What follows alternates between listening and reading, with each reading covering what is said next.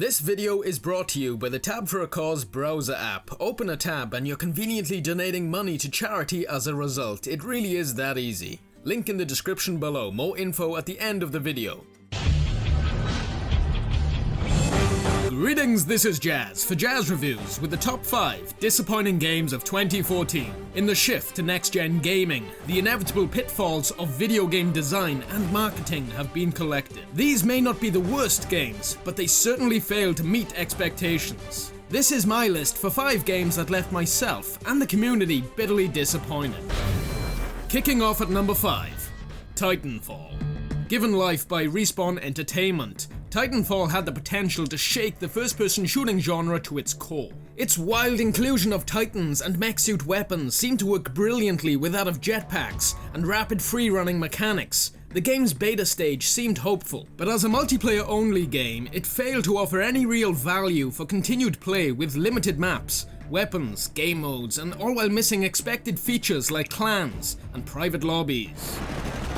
Of course, its online campaign tries to inflate the scope of battles with stupid-ass bots, and the most flimsiest narrative attempt of tying everything together. This is McAllen. Hang on. I'm on my way. But the fact was that Titanfall fell way below all levels of expectation, alienating PlayStation fans too in Microsoft exclusivity. Let's hope that its sequel will give way to a little more substance and depth to its madness. At number 4, the all-anticipated reboot of a series that has been in hiding for 10 years. Thief. Emerging from the shadows to stomp upon its fans' hopes and dreams, Thief manages to gut the soul, charm, and wit that made the previous installments cult classics.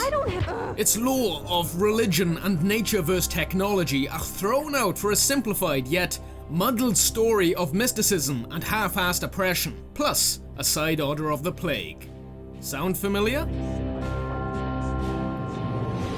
The new Garrett's voice actor opts for an all-familiar grumble of serious. It's not how much you steal, it's what you steal. But done badly, with horrible lip-sync issues to boot. I'll remember that. A glimmer of merit can be found in the game's lighting, shadowing, and aspects of city design, but is hammered down by the monotony of big empty sandbox issues, namely the tedious map system and frustrating loading screens. In trying your best to get to story missions, the biggest challenge becomes the determination of what is climbable and what should be climbable. Inconsistencies are also painfully common in AI programming, creating for some of the most infuriatingly clumsy absolute fucking imbecilic guards.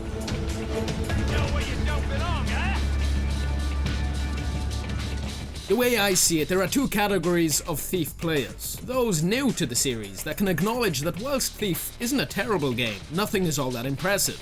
And then there's those who consider Thief 2014 a complete defilement of an all-time favorite that may be doomed forever now.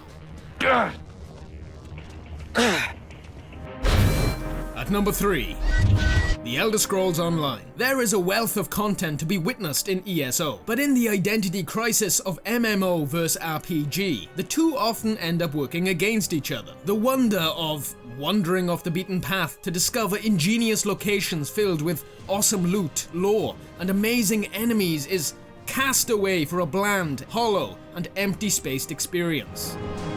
Its hand-holding quest markers destroy the freedom of adventure, and the game actively encourages the linear grind of completing boring quests that drain your excitement and immersion, and all with very superficial decision-making. You are but a lapdog, subject to the mercy of quest givers.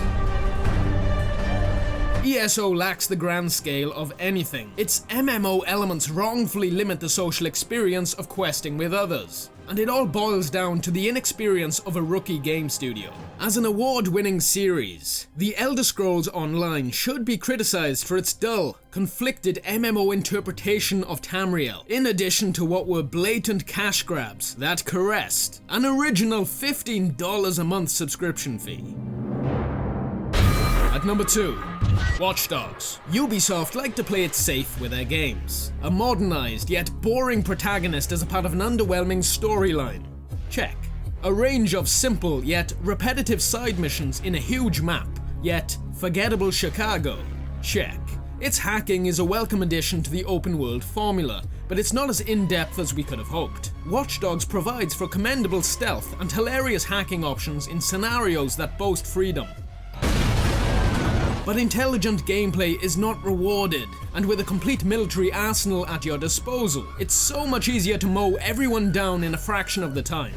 Watch Dogs is a game that feels more manufactured to the masses, instead of delicately crafted to be the game that Ubisoft marketing machine painted for us. It is still a very good game in itself, but Watch Dogs isn't as smart as it thinks it is. With no real melee combat, no shooting from vehicles, bland storyline missions, a meaningless narrative, and a range of inconsistencies which detract from the experience. Why in the hell do the police brutally murder anyone that so much as touches a firearm, whilst it's perfectly okay to crush pedestrian skulls via hit and run? Ultimately, Watch Dogs is a game in which everything is connected, but not necessarily that well. The misrepresentation of graphics shown at E3 and the downgrade it received isn't right, and the game is nowhere near as to what Ubisoft made out. Just before revealing the biggest fuck-up of 2014, a few dishonorable mentions go out to Sims 4, Assassin's Creed Unity, and despite that my own personal expectations have always been zero for so many years now, Call of Duty Advanced Warfare.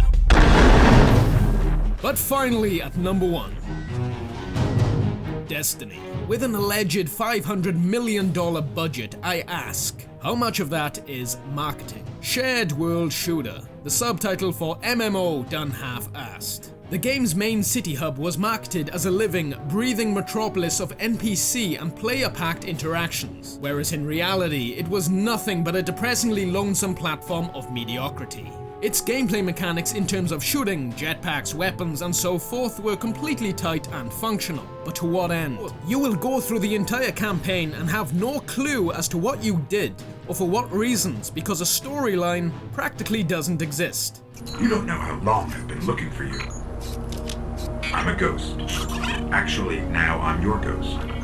So you're gonna see a lot of things you won't understand.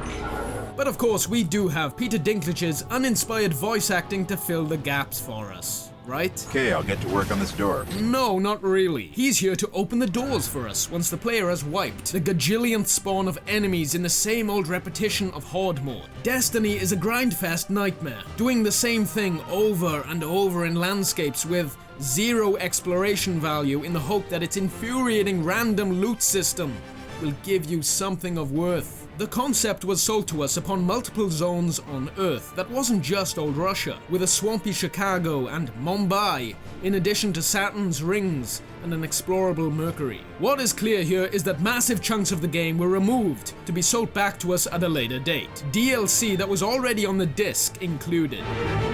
It wasn't a bad game, it was just hugely, almost criminally misrepresented and falsely advertised through and through. This was to be Bungie's contracted, 10-year game-changing franchise, but what we got was a mundane attempt in combining RPG, FPS, and MMO all into a bland package that was stretched extremely thin, and its money men couldn't care less. This has been Jazz for Jazz Reviews with the top 5 disappointing games of 2014. For full video game reviews for some of the games discussed here, please do visit the channel and subscribe. Please do let me know your personal top 5 disappointments in the comments section below. And here's to hoping 2015 will turn things around. I'm guessing that everyone watching uses the internet. Tab for a Cause stands for one of the most brilliantly simple methods of raising money for charity, conveniently. But how? It's a browser app. You open a tab and that's it. You've automatically generated real cash thanks to a small ad on the right there. This money can then be donated to whatever cause you deem fit. It's surprisingly effective and easy to use. I've bookmarked just about every shortcut I would use normally in the center of the homepage. You can also change the background if you so wish. Please do click the link in the description below and get tabbing right away. I'm pretty sure a number of Africans will really appreciate it, thank you. But until next time, I hope you enjoyed the video. Thanks a bunch for watching and I'll see you in the comments. You guys rock.